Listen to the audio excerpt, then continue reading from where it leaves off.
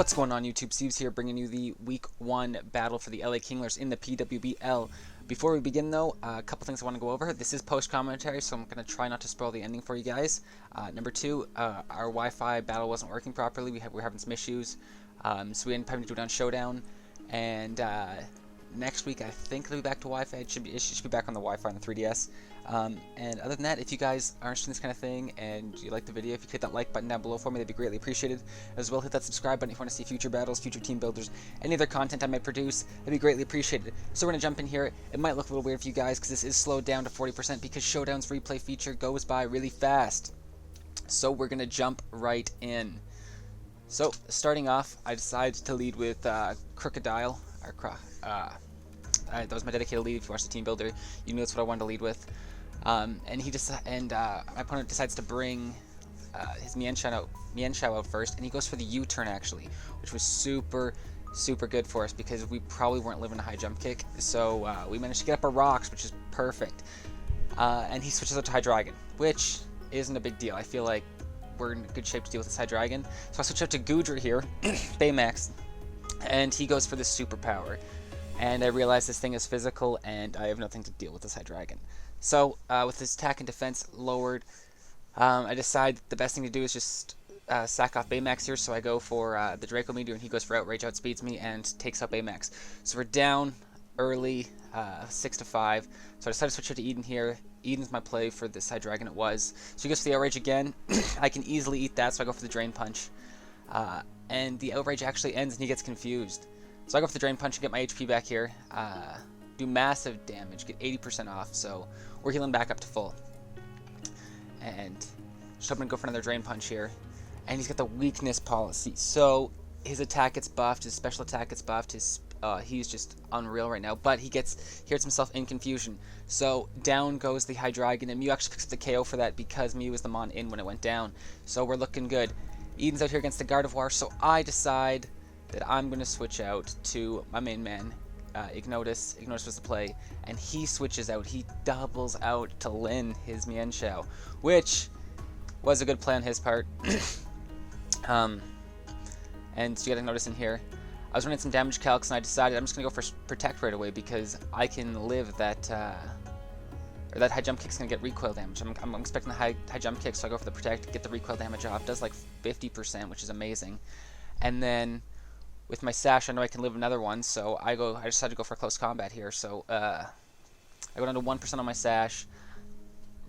Sorry, I go for the close combat here and take out the Mienshao, which is key. This Mienshao was like the biggest threat on his team.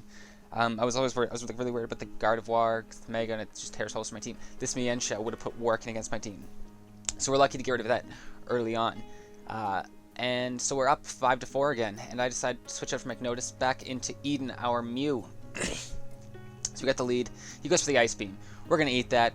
We're holding the Assault Vest with max special defense investment, so that's not really gonna do a whole lot. And I decided to go for the knockoff, figuring I can take this thing out, and he goes for the Destiny Bond. So that was well played on his part. So down goes the Frostlass, down goes Eden, and it's now a 4-3 game, which isn't the end of the world for us. We're still in pretty decent shape. So I decide I'm going to go back out to Ignotus here because, honestly, it's just going to let me see what he wants to do, and then I can get a free switch in. So he goes into Dragalge, it takes rocks damage, and I go for the Zen Headbutt, just figuring I'm going to get some damage off him at speed. And I get the flinch, which was huge. It's not like it was the biggest deal in the world because Dragalge probably wasn't living another hit from anything anyway, so Zen Headbutt was a fine play. Like the flinch wasn't the end of the world, but I managed to take it out with another Zen Headbutt, and he goes out to his Gengar here. So I switch out back into my Croco here. I figure this thing's not really it's gonna go for like a Shadow Ball or something, and he decides to go for Focus Blast, and he lands it. So down goes Croco, and it's now a 3-2 game. However, we are still looking pretty good, and I see the Life Orb damage, so at this point I know I can just go out into Echo here, our Star Raptor, and just rock a Brave Bird. So we rock Brave Bird, and down goes Gengar. So Echo picks up its first KO, and all he's got left is the Mega Gardevoir, and unless the thing's got defense investment, which I doubt, it's not living a Brave Bird. So we go, or he Mega Evolves, and we go for another Brave Bird outspeeding.